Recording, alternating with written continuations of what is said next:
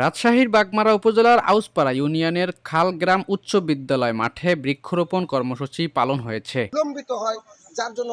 বৃহস্পতিবার ২১ আগস্ট সকাল 11:30টার সময় বাগমারা উপজেলা বিএনপির উদ্যোগে বিভিন্ন শ্রেণীর ফলদ ও বনজ বৃক্ষরোপণ করা হয়।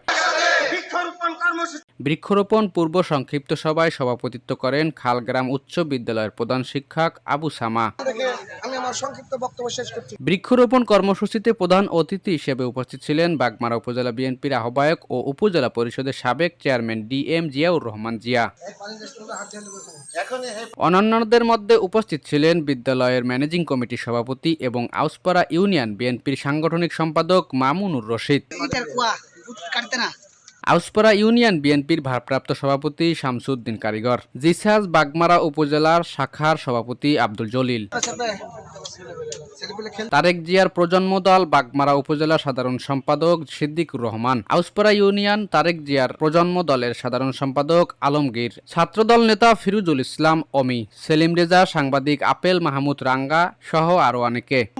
আপনাদেরকে সচেতন থাকতে হবে। রাজশাহী থেকে সাইফুল ইসলামের ভিডিও তথ্যচিত্রে ডেস্ক রিপোর্ট। এই দেশের ভোট কোন রকম প্রভাবে ফেলতে পারবে না বিশ্বাস আমাদের।